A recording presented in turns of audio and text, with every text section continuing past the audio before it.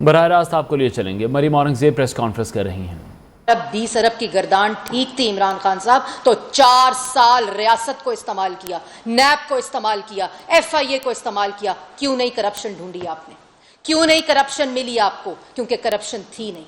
اس کے بعد آپ نے نیشنل کرائم ایجنسی کو FIA اور نیب کا سارا ریکارڈ بھیجا.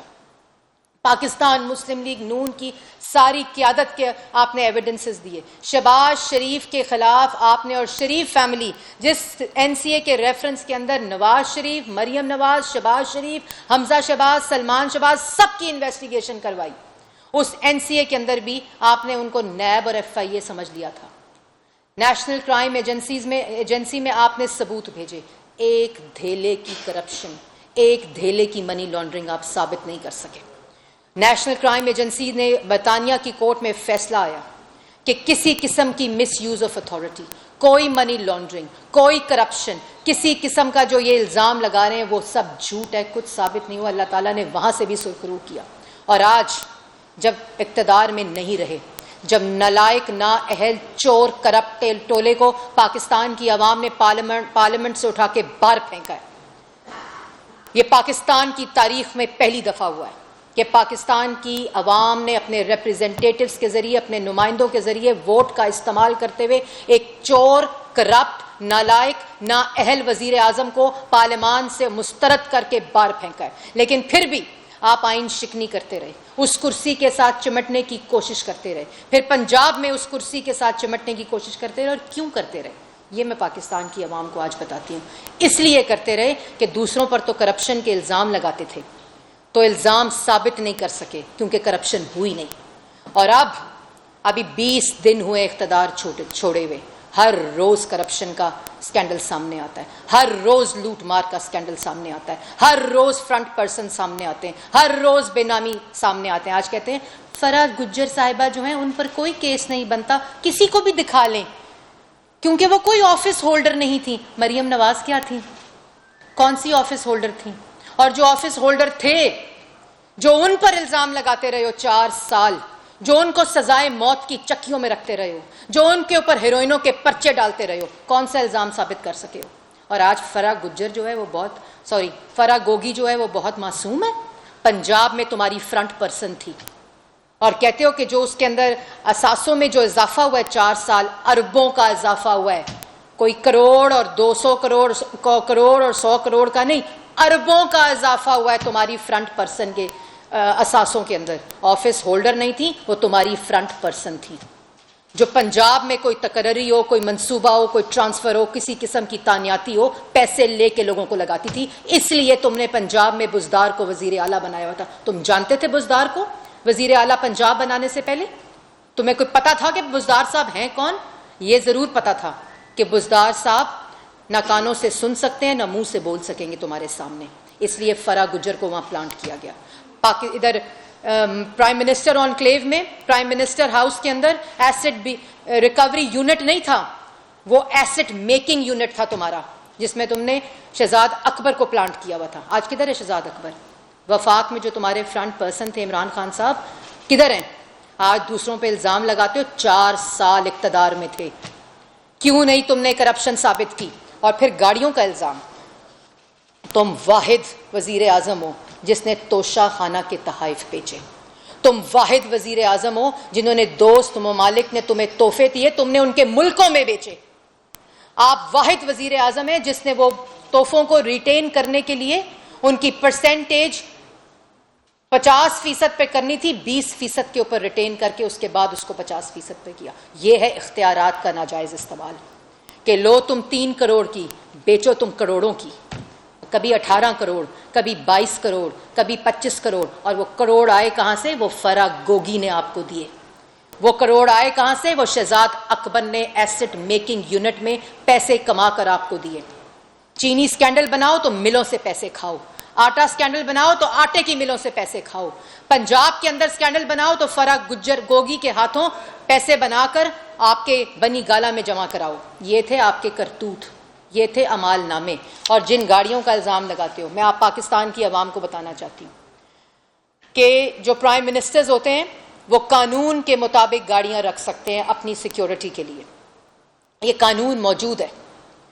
لیکن عمران خان صاحب نے اسی طرح یہ گاڑی، یہ جو میں آپ کی اسکرین پر دکھا رہی ہوں، BMW X5 اس کا نام ہے، اور اگر بومب پروف اور بلٹ پروف اور سیکیورٹی انہانسمنٹ کر دیں تو یہ X6 بنتی ہے.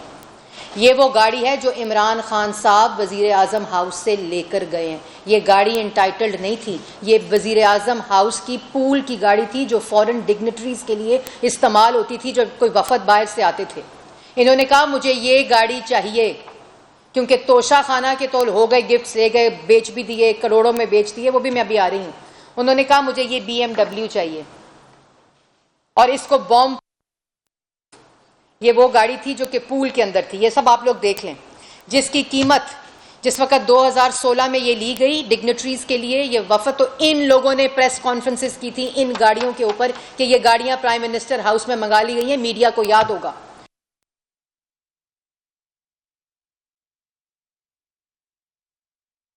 BMW X5 عمران خان صاحب جاتے جاتے لے گئے ساتھ اپنے. کتنے میں بیچیں گے اس کا بھی اطلاع نہیں ملی. اور اس کے ساتھ ساتھ یہ گاڑی کی قیمت اس وقت 3 کروڑ تھی. اس وقت ڈالر پرائز پہ یہ گاڑی کی قیمت 6 کروڑ ہے. اور اگر اس میں سیکیورٹی انہانسمنٹ لگا لی جائے اور ٹیکس لگا لیا جائے تو اس گاڑی کی قیمت 15 کروڑ روپیہ بنتی ہے اس وقت. جو لے گئے، پول میں سے لے گئے. اس کے بعد 2 مہینے بعد درخواست آئی. 2 مہینے بعد درخواست آئی. یہ دوسروں پر الزام لگا رہا ہے یہ شخص، اس کو شرم نہیں آتی. جب 2 مہینے بعد درخواست آئی اس گاڑی کی کہ یہ خراب ہو گئی ہے IPM آفس کے اندر کیبنٹ ڈویژن میں، انہوں نے کہا نہیں، ہم آپ کو گاڑی ٹھیک کرا دیتے ہیں، آپ کی سیکیورٹی کا مسئلہ ہے اس لیے. اور وہ گاڑی 2.5 لاکھ روپے میں جو پچھلے وزرائے اعظم لے کر گئے ہیں، وہ اس کی مینٹیننس اور اس کی جو اپ گریڈیشن ہے اور مینٹیننس وہ خود کرتے ہیں اپنی جیبوں سے. یہ واحد وزیر اعظم ہے توشہ خانے کا چور وزیر اعظم. یہ وہ وزیر اعظم ہے جو مرمت اور مینٹیننس اور خرابی بھی ابھی تک وزیر اعظم ہاؤس پاکستان کے ٹیکس پیئر کے منی کے اوپر کر رہا ہے.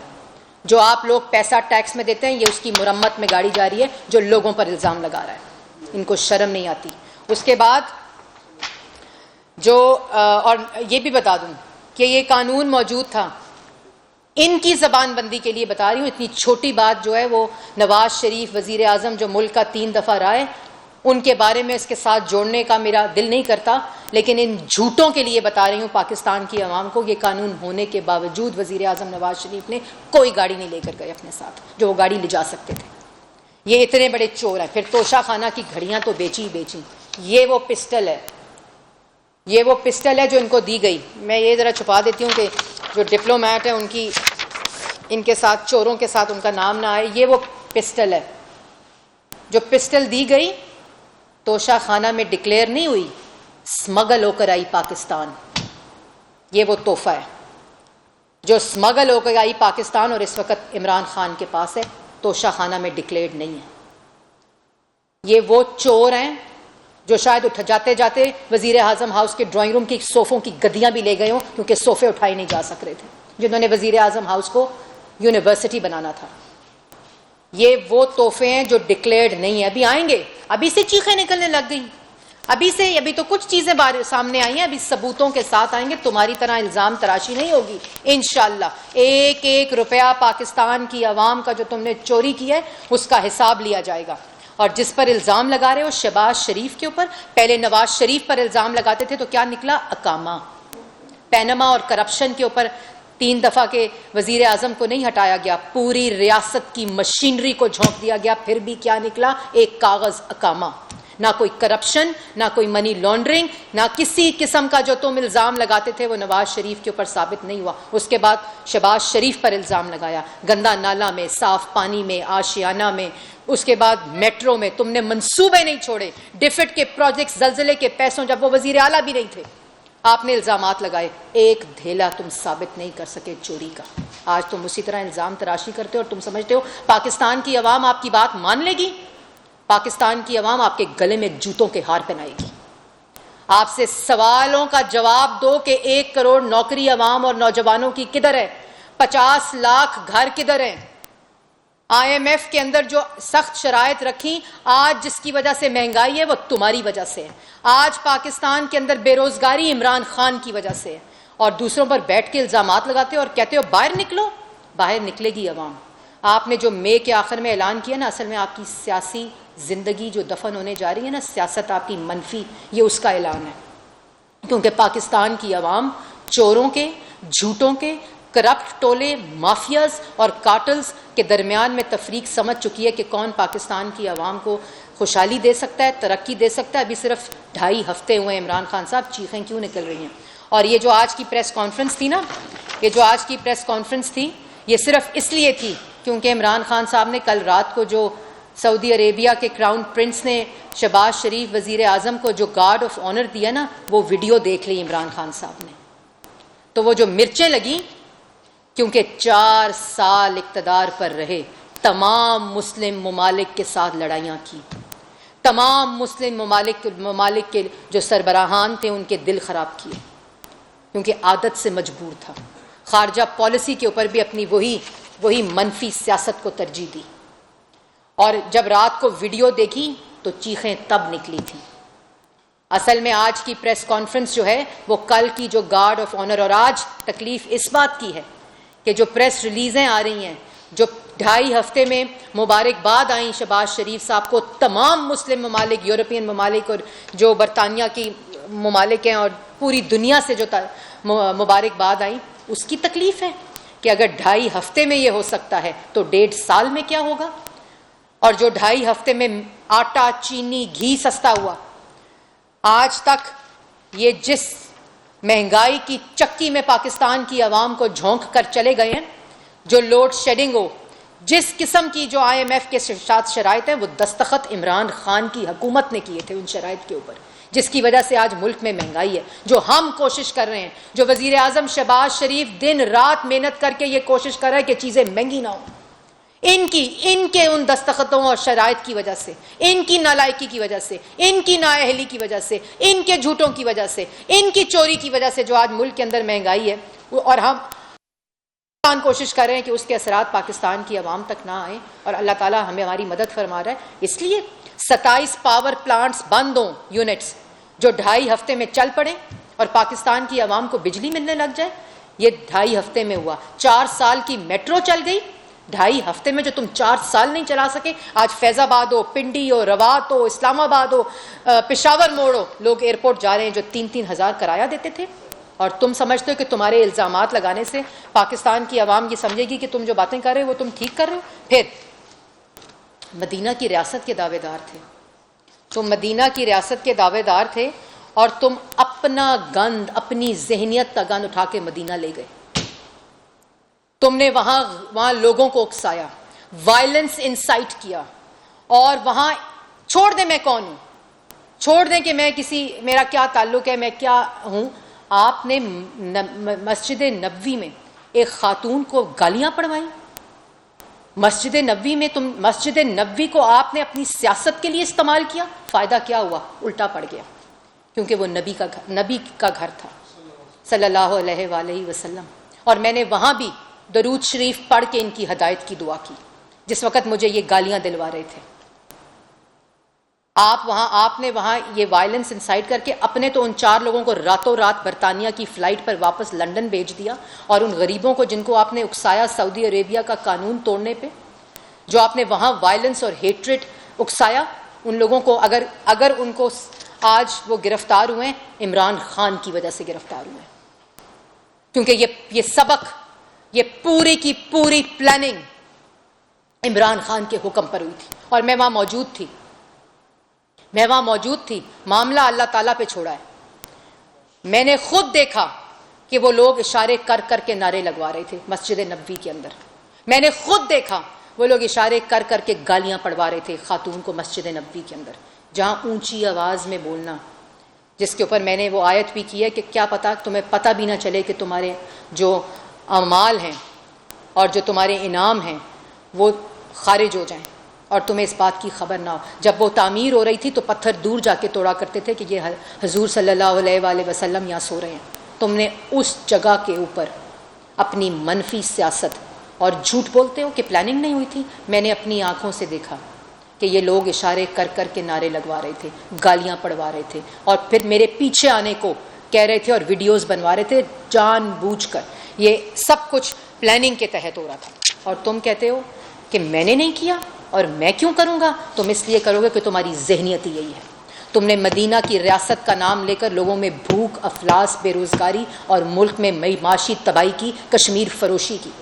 تمہاری اصلیت ہی یہی ہے جو تم نے کارنامے کیے ہیں. اور انشاءاللہ آپ کو پتہ چلے گا کہ اس کا جو مکافات عمل ہے وہ کیا ہوتا ہے. اور یہ جو وہاں آج اس قانون کے شکنجے میں آئے ہیں اور جو ان کے پاسپورٹ کینسل ہو رہے ہیں, یہ آپ کی وجہ سے ہو رہے ہیں عمران خان صاحب, کیونکہ آپ نے یہ جو حرکت وہاں کی ہے یہ آپ کو اس کا پتہ چل جائے گا اس کے کیا اثرات ہیں. اور ایک اور بات میں کہنا چاہتی ہوں کہ مسجد نبوی کی تاریخ میں یہ اس طرح کی بے حرمتی کا ذکر تک نہیں سنا ہم نے.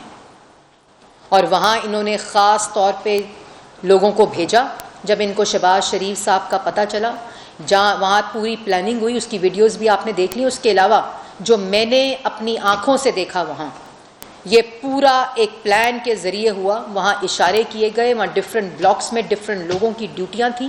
میں نے ان آنکھوں سے دیکھا وہ اشارے کرتے تھے, نعرے بلند ہوتے تھے وہاں جب نماز کا ٹائم تھا. اور یہ وقت اس وقت پہلے انہوں نے کہا کہ مسجد نبوی کی جگہ نہیں تھی, یہ باہر تھی, یہ مسجد نبوی کے اندر تھا. لوگ روزہ کھول رہے تھے, اذان کا وقت قریب تھا جب انہوں نے یہ حرکت کی.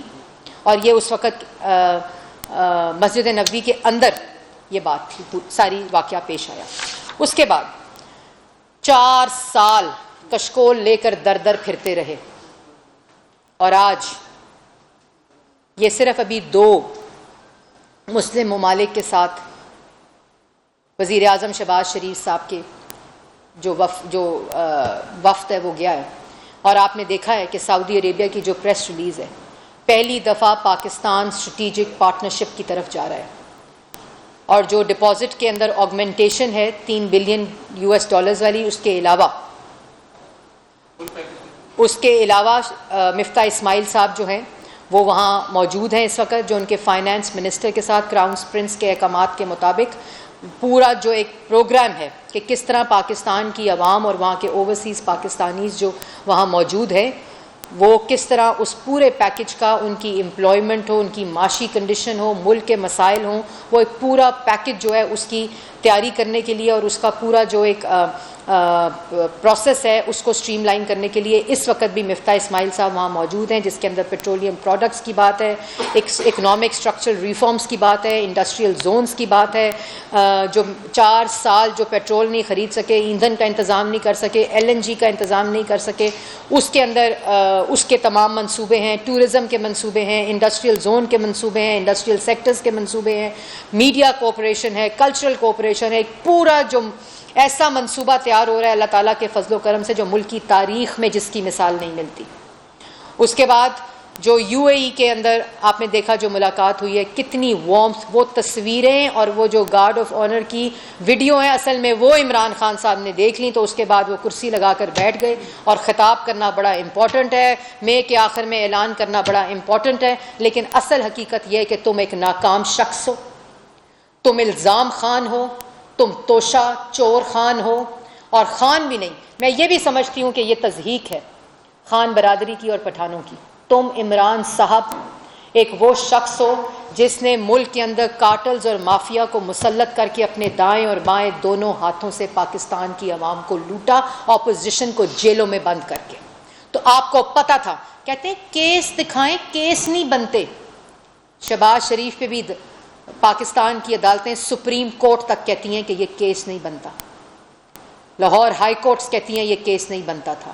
احسن اقبال ہو, شاہد خاقان ہو, رانا ثناءاللہ ہو, سعد رفیق ہو, سلمان رفیق ہو, کامران مائیکل ہو, تمام لوگ آپ کے سامنے, مفتاح اسماعیل ہو جو لوگوں کی خدمت کے منصوبے لگاتے رہے, انہوں نے ان کو سزائے موت کی چکیوں میں رکھا.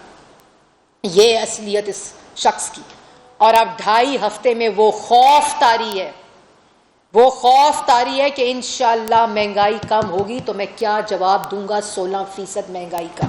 وہ خوف طاری ہے کہ اگر 2.5 ہفتے کے اندر میٹرو بس چل گئی تو جو پبلک ٹرانسپورٹ کا حال ہوگا اور جس طرح کے منصوبے آئیں گے میں کیا جواب دوں گا کہ 4 سال میں پشاور موڑ سے ایئرپورٹ تک میں میٹرو بس نہیں چلا سکا؟ کیا جواب دوں گا کہ ایک اینٹ نہیں لگا سکا اور 43,000 ارب کے قرضے ہو گئے؟ کیا جواب دوں گا کہ میں ایک نوکری نہیں دے سکا اور 60 لاکھ لوگوں کو بے روزگار کر دیا؟ کیا جواب دوں گا کہ لوگوں کو گھر کے کرائے دینے کے قابل نہیں چھوڑا اور 50 لاکھ گھر نہیں دے سکا؟ کیا جواب دوں گا کہ لوگوں کو غریب کر دیا، 2 کروڑ لوگوں کو غربت کی لکیر سے نیچے کر دیا اور میں 4 سال میں کوئی کام نہیں کر سکا؟ لوگوں کو ساتھ جھوٹ بولا، لوگوں کو صرف جھوٹ بول کے دوسروں پر تہمتیں لگائیں اور اپنی گندی غلاظت اور منفی سیاست کے ذریعے لوگوں کے اوپر پروپیگنڈا کیا اور 1 روپے کی کرپشن نہیں ثابت ہو سکی۔ یہ پاکستان کی عوام جانتی ہے اور کلمہ حق بلند ہو چکا ہے تمہارے خلاف جو پاکستان کی عوام نے کیا ہے۔ اب پاکستان میں انشاءاللہ دوبارہ سے ترقی ہوگی، دوست ممالک برابری کی سطح کے اوپر انشاءاللہ منصوبے پارٹنرشپس اور اسٹریٹجک پارٹنرشپس کے ذریعے لائے جائیں گے۔ جہاں تم کشمیر فروشی کر کے آئے وہاں انشاءاللہ کشمیریوں کے حقوق پر بات ہو رہی ہے۔ تو یہ وہ تمام چیزیں ہیں، اور کہتے ہو نا، میں نے اس دن بھی کہا تھا اور آج بھی کہہ رہے تھے کہ میڈیا نے بلیک آؤٹ کر دیا ہے۔ میڈیا نے نہیں، 22 کروڑ عوام کا تمہارا سیاست سے بلیک آؤٹ ہے، کیونکہ تم نے میڈیا کا بلیک آؤٹ کرنے کی کوشش کی، اور میڈیا کا بلیک آؤٹ کرنے کا مطلب ہوتا ہے کہ خبر پاکستان کی عوام تک نہ پہنچے تمہاری نالائکی کی، تمہاری چوری کی، تمہاری کرپشن کی، چاہے وہ پنجاب ہو، چاہے وہ KPK ہو، اور چاہے وہ وفاق ہو۔ ہر طرف لوٹ مار کی داستان ہے اور دوسروں پہ لگاتے ہو الزام، اور ابھی چیخیں نکل رہی ہیں۔ یہ جو گاڑیاں ہیں نا، گاڑیاں یہ تم لے کر گئے ہو ساتھ، دوسروں پہ الزام نہ لگاؤ۔ جو الزام لگاؤ گے تمہارے منہ کے اوپر تماچا پڑے گا، کیونکہ اصل مجرم تم خود ہو ان تمام الزاموں کے جو تم نے دوسروں پر لگائے۔ ابھی تو تم نے توشہ خانہ کی ان چیزوں کا جواب دینا ہے جو تم بکسوں میں لے کر آئے، اسمگل کر کے ڈکلیئر نہیں کی توشہ خانہ کے ریکارڈ کے اوپر، اور الزام لگاتے ہو اس شخص پہ جس نے 10 سال توشہ خانہ کی ایک کیل، ایک سوئی اپنے ساتھ نہیں لے کر گیا، جو پنجاب حکومت کے اندر چیزیں۔ اس لیے جب بات کرتے ہو تو یہ سمجھ لو کہ پاکستان کی عوام تمہاری اصلیت جان چکی ہے، اور اب کال جو دیے نا تم نے، وہ کال انشاءاللہ تمہارے خلاف پاکستان کی عوام جہاں سے نکلو گے وہاں سے تمہارا راستہ بند کرے گی، جس دروازے سے نکلو گے وہاں سے تمہارا راستہ بند کرے گی، کیونکہ تم نے ان کی معیشت بند کی، ان کا روزگار بند کیا، مہنگائی کے پہاڑ توڑے۔ اس سب چیزوں کے مجرم عمران خان صاحب۔